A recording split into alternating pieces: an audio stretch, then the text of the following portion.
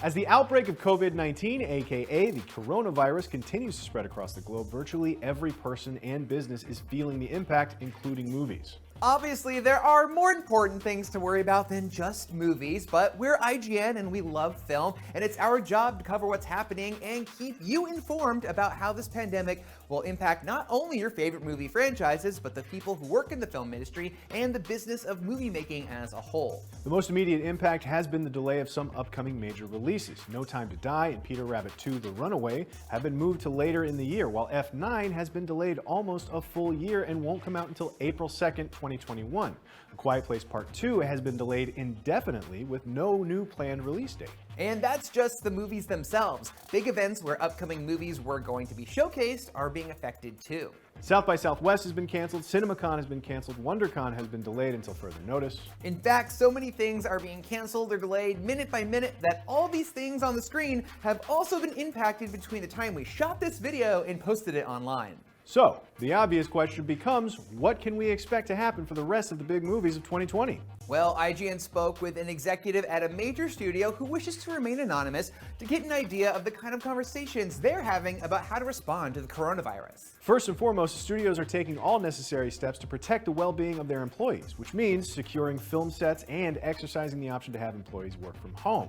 That does present a new set of challenges for the studios, though. If the pandemic escalates, how do you make new movies when you can't protect the health of the crew on set? How do you market a film where your personnel can't easily share sensitive information because they're working remotely? And how do you get publicity for your film when premieres and film festivals are no longer an option? Without proper marketing, a film can suffer at the box office. So these are the problems studios are trying to solve right now. It's worth considering what other films may get delayed. The studio exec says it all depends on where the movies are expected to make their money. For Bond and Peter Rabbit, they were delayed because they're films that perform well in international markets. With all theaters closed in China and Italy, not to mention numerous other countries where large public gatherings and enclosed spaces are being discouraged, there would be no one to see those movies. So the cost of a delay now is worth it when it means making more money at a later date. The studio executive said, quote, "Every movie for the most part needs a big global box office, but there's a difference between a movie like Bond, which has such deep roots in other countries, and going global on the same day makes a big difference. There are a lot of movies that aren't put out internationally on the same day anyway, so I think that's the difference. There are films that need to have a global groundswell and the ones that don't, and a lot of films can live in that second category." The executive says the studios are focused on ensuring their movies still turn a profit, but at the same time, they're paying attention to public health advisements and will of course do what's necessary if the outbreak worsens. They explained that if the government decides going to the movies becomes a public health risk, then all of the studios would get together along with their theater partners and the Motion Picture Association to decide how to move forward with closures and delays and such. They'll make those decisions as an industry. They said, quote, "If we start to see more movies move because we don't think people should be going to or don't want to go to movie theaters, that's a bigger industry thing. That's not going to be a studio decision. The Motion Picture Association decides what is the right thing to do. It would not surprise me at all if all of these conversations are happening with the MPAA so that no one studio has to take the brunt, because this is an industry problem."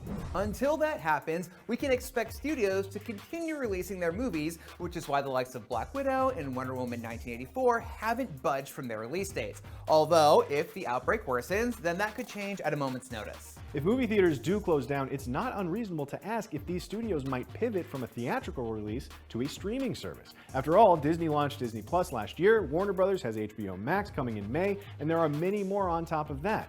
If people are going to be staying home anyway, then why not capitalize on literally having a captive audience? Well, the studio exec said that dropping a big theatrical release on a streaming service just isn't practical, so don't expect that to happen. They explained that putting a movie on a streaming service doesn't generate much revenue because people already have a subscription.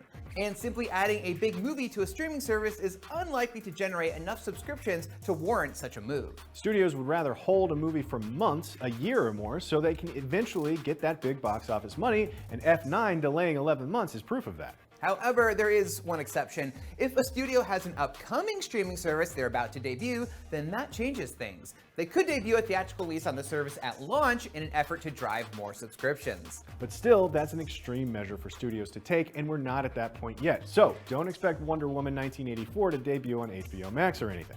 So the situation right now is very much wait and see. Things could get better or worse, so to wrap up, we'll leave you with the words of Exhibitor Relations Senior Box Office Analyst Jeff Bach, who says, "I think all films will begin to be impacted, especially if the outbreak starts to detour audiences closer to home. Everything is up in the air right now.